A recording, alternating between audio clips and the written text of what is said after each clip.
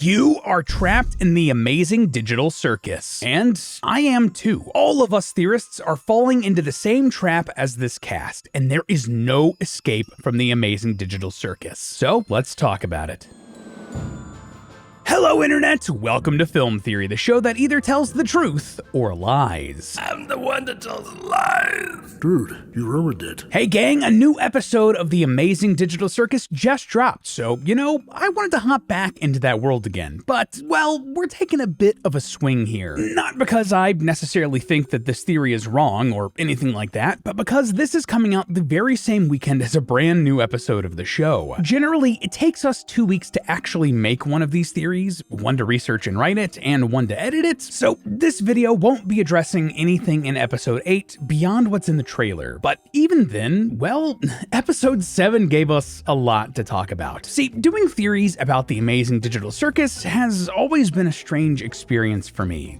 I mean, just look at one of our videos last year where I talk about how we were just wrong about the series. But recently, it's been even more challenging because of the events of episode 7. Yeah, in case you need a refresher, this episode has the cast meet up with a secret cast member who's been lurking in the background of several episodes. A mannequin named Abel. He claims that he's a human who was given an NPC's appearance and therefore has been overlooked by Kane, and that he's been able to sneak around in the background because of it. He explains that he and Kinger were the ones that invented the digital circus together at a company called C&A, and then leads the cast on a quest to escape the circus. And I mean, hey, that sounds great. That confirms some of our theories, right? However, at the end of the episode, Jax foils the plot and forces everyone to stay in the circus. But then Kane appears and explains that actually none of what we just watched was even real. There was no Abel. Kinger's past is still a mystery, and the escape was a lie. It was all just an adventure that Kane cooked up because he knew the cast wanted out of the circus, and this was his best shot to give them what they wanted. You mean this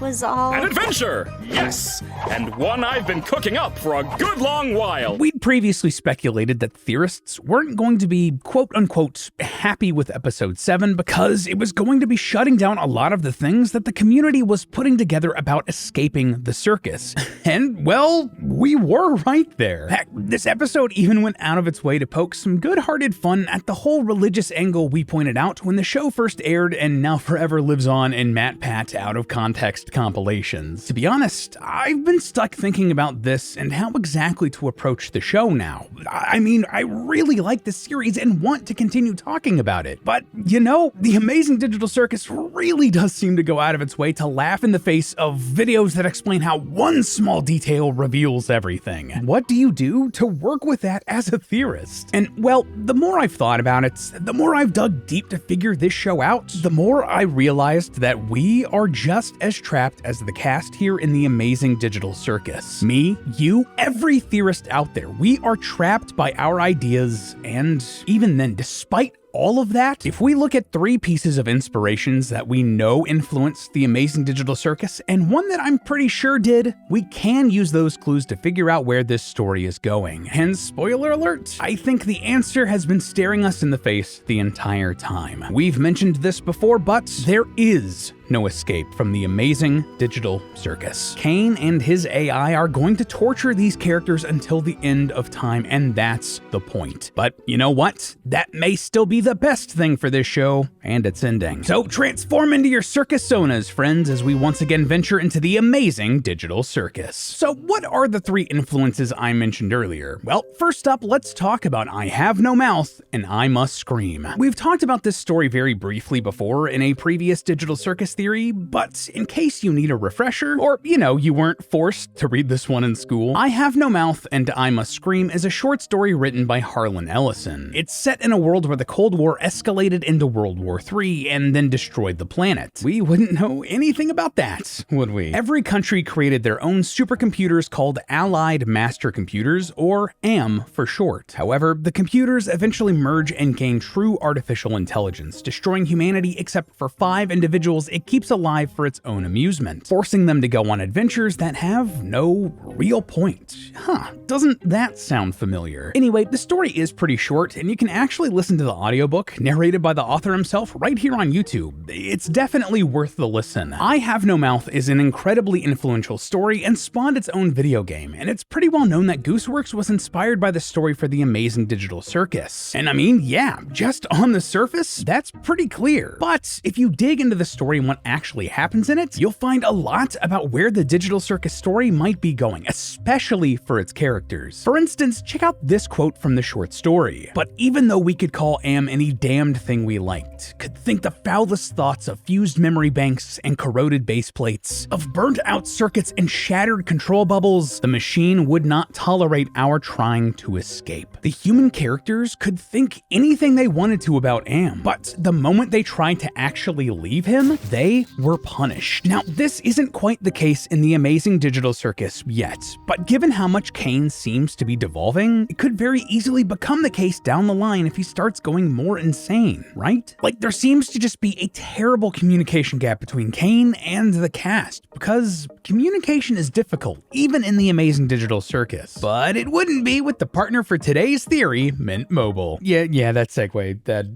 wasn't my best. At this point, you probably know about Mint Mobile. They're a wireless network that really don't want you overpaying for features you don't want or need on your phone. And you can get their premium service starting at just $15 a month. Mint have the largest 5G network in the country, covering 98% of Americans. But that bumps up to 99% when you consider their 4G LTE network along with it. No matter when or where your adventures in the Amazing Digital Circus take you, you're gonna be good to go. They don't want you to overpay for one of those terrible one-size-fits-all deals. Instead, you get to choose the amount of data that'll work with what you need. So if you're like Zooble and really just want to be alone in your room and not go on any adventures, then hey, Mint's 5GB plan is all you're gonna need, my guy. But if you're like Kane and you're going out all the time, bothering your victims, I mean, friends all the time, well, you can grab that unlimited data plan, my man. Switching is super easy. Instead of hacking the circus to find its secrets, instead you can keep your own phone or get a new one from Mint, keep your number and your contacts, and sign up and activate service with an eSIM all from the comfort of your own home. And I mean, hey, that's perfect if you're a game character trapped in a computer. It's all digital now. 96% of users are highly satisfied with Mint's customer care, and on the off chance you're just not feeling it, hey, all their plans come with a 7-day unconditional money-back guarantee. Listen, you don't gotta keep overpaying for wireless plans just because that's how it's always been. With premium plans starting at just $15 a month, Mint helps you break the traditional wireless cycle. Thanks again to Mint Mobile for sponsoring today's theory, and let's get back into the shenanigans of the Amazing Digital Circus. But that's not the only similarity. The personalities of all the characters within I Have No Mouth have been altered, either amplified into something terrible or changed in ways that conflict with the soul of the character. One was once handsome and intelligent, but now looks like a giant monkey and has been driven insane. Another was once peaceful and idealistic, and was changed to be bored and apathetic. A third had his name stripped from him and is traumatized frequently. A fourth has been abused and programmed to enjoy it, and the narrator? Well, he believes that he hasn't been altered by Am, despite Am making him far more introverted and paranoid. Ironically, this makes him believe that the others hate him for not being changed despite truly having been. And as you can imagine, all of these are just terrible fates. Now, obviously, this isn't exactly what happens to the characters in the Digital Circus. Like, their bodies seem to take on characteristics of their personalities already, which then amplify those personalities even further. We talked about this in depth before in our character studies, but just some top-level examples. Well, Zooble feels very uncomfortable in their body, so their design is very plug-and-play with different arms and legs and whatnot, so they can try to find something better. Gangolb seems to go back and forth wildly between being happy and sad, so they use the comedy and tragedy masks to show how they're feeling. We don't need to go through everybody, you get the idea. That being said, we also know that Kane can tweak their personalities. Let's skip this one,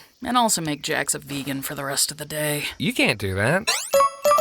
But he insists that these aren't permanent. I may have the ability to add temporary modifiers to make adventures more interesting, but that's it. If I did anything more, trust me, it would not end well. Scratch the first abstraction. Did you hear that? Kinger is remembering somebody named Scratch, the first person who ever abstracted, because Kane changed his personality too much. Here, Kane claims that he doesn't do this that much anymore, but, well, what if he's wrong? If he doesn't remember? Or what if he's just straight up lying? Next, both of these AIs throw these characters into wild goose chases. The plot of the I Have No Mouth short story is all about these characters looking for some relief, to find some canned food to cure their endless hunger in caves far away. And to get there, they start a massive journey to go look for it without any real evidence that there's even any canned food at the end of the road. That sounds a lot like what happens in Digital Circus episode 7, where the cast latch on to even the slightest chance that there's an escape from their digital prison without any guarantee that there's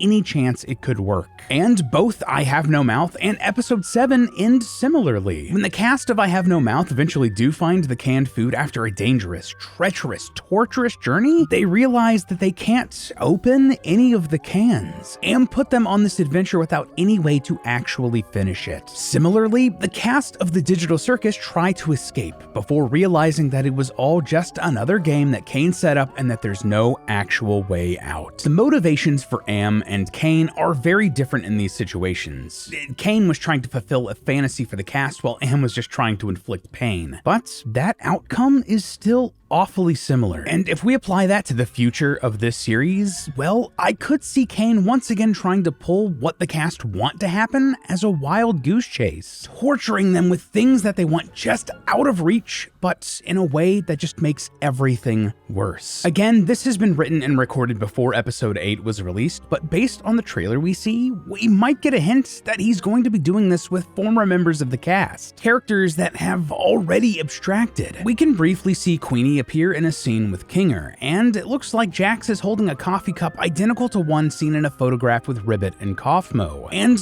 look, it seems like Ribbit's shadow can be seen in the corner of this image. So it looks like this story is going to bring in either visions or flashbacks to these abstracted characters, or Kane is going to somehow resurrect them for either the next adventure or in some twisted attempt to make the rest of the cast feel better, to make them love him, even though this would do the opposite.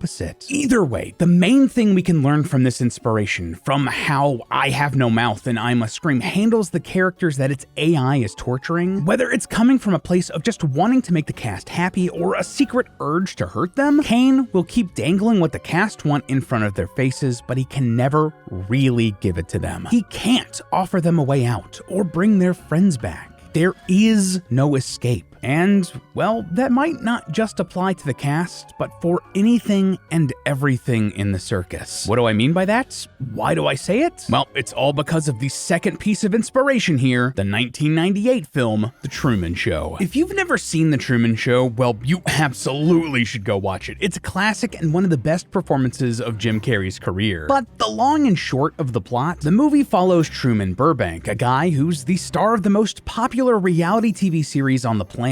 Every waking moment of his life is recorded and broadcast for the world to see, and everything is part of the show. His friends, his job, even his wife. In fact, he straight up lives in a massive television set where everything and anything can be controlled. The lights, the day, the weather. But the twist? Truman doesn't know he's in a reality show. He's been raised since birth thinking that this is just his life. And the producers of the show do everything to keep the illusion alive for Truman to make the best show possible. Now, obviously, a lot of these ideas already line up with the Digital Circus. Everything in both series is constructed by the producers or by Kane. Everyone is watched all the time. Events are manipulated for the betterment of the show, and in a lot of cases, a lot is done to keep the secret or mystique of the storyline going. But, of course, by the end of the film, Truman realizes what's going on. And in one of the most memorable moments from cinema, he says, "In case I don't see ya, good afternoon, good evening, and good night," before disappearing through a door at the edge of the set. The visual of this shot is iconic and was actually recreated for the thumbnail for the trailer for episode 8, with Kane taking the place of Truman. Clearly, they want us to associate these moments, how the cast of the Digital Circus are basically Truman in this situation. But what's interesting though is that the person in place of Truman here in this thumbnail image isn't one of the cast members, someone someone who is being toyed with or observed all the time. You know, someone like Pomni, who you think would be a perfect stand-in here. No, instead, it's Kane. Which then begs the question, is Kane actually the stand-in for Truman here? Are we supposed to sympathize with Kane? And the answer to that question isn't clear-cut. I mean, this is a complex situation. Obviously, Kane is an AI and not in the cool, helpful tool sort of way. He's generating these experiences from regurgitated ideas, like the slop an AI art program would spit out. And he has no real understanding of what it means to be human and alive. You know, thus why he then unintentionally tortures the cast. But also, like, he didn't choose to be alive. He was created. He's also trapped here in the circus in a way. And taking the real world conversation about generative AI out of this show and this situation, I mean,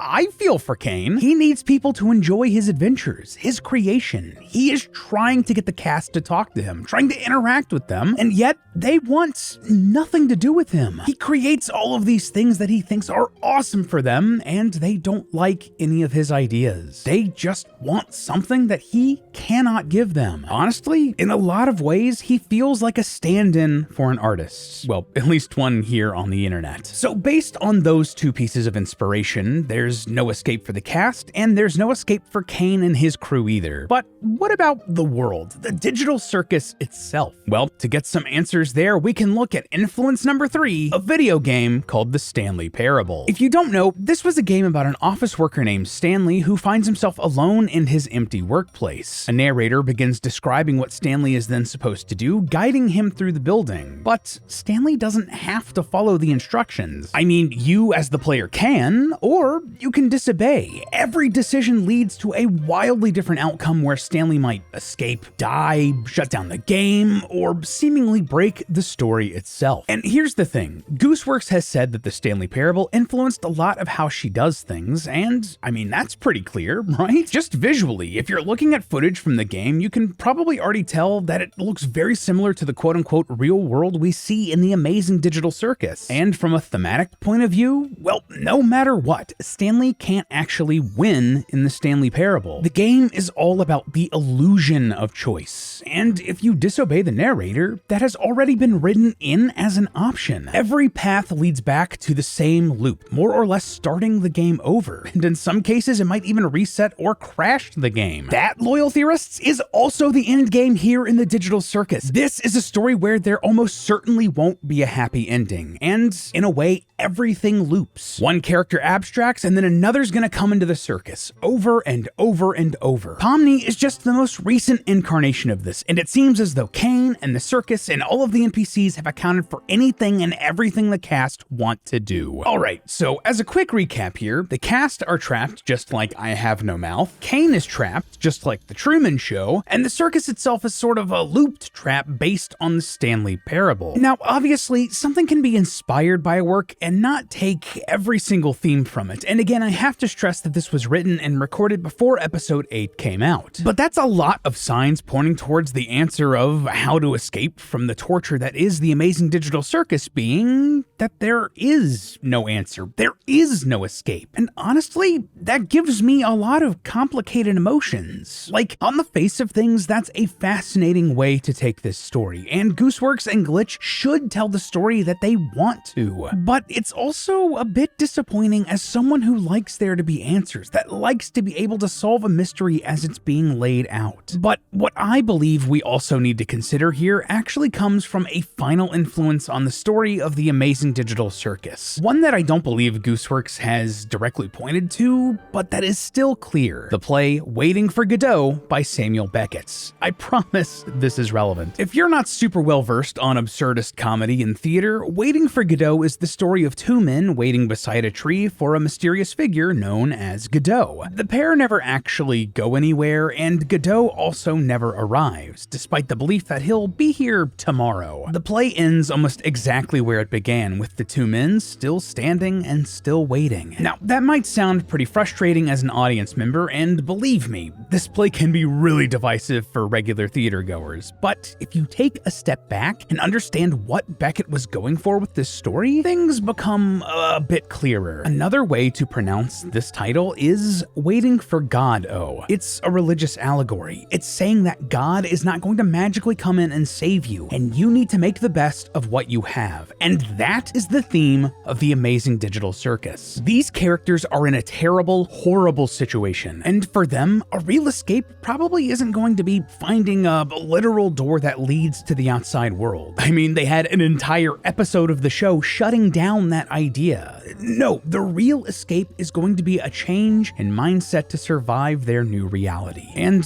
the conclusion that I've come to after spending months thinking about this series and trying to theorize our way out of this show, out of the problems that it's laid out before us, as a fandom, that's leaving us just as trapped as the characters in the circus itself. Like, think of it this way. The Amazing Digital Circus is a series that just did not go the way that we expected, that I expected. It seems like there's no real, true means of escape here. As we've said, there isn't an answer, which can feel disappointing. Who doesn't love to feel like they've solved a puzzle? And I mean, we're theorists. We like to look at story beats and predict what comes next. We love closure, and a lot of the time we yearn for that happy ending. But that just isn't the story that Gooseworks and Glitch seem to want to tell here. Have you heard the term death of the author before? It's the idea that when a work of art is released out into the wild, what the author intended it to mean doesn't actually matter all that much anymore. You can agree or disagree with that. I see both arguments, though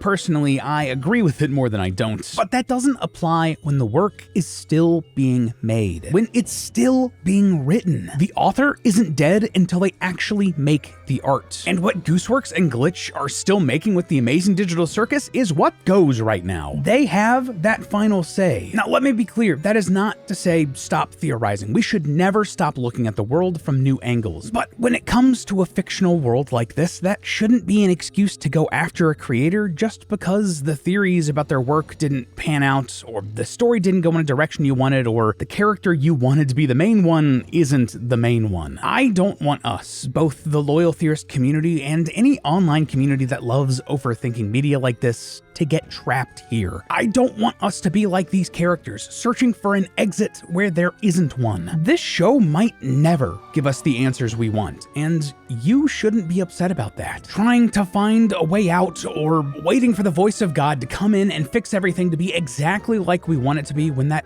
isn't what they're even trying to do. And hey, I mean, while I like to be right, I'm also okay being wrong. That's why I'm cool writing this theory before an episode comes out and releasing it 2 days later. Like, dog, do you know how scary that can be? And well, I mean, hey, if you ever do want the story to go in a different direction, we can always write fan fiction. But hey, that's just a theory. A film theory. And cut. Up next on Film Theory, Gangle and Zooble from the Amazing Digital Circus are more than meets the eye.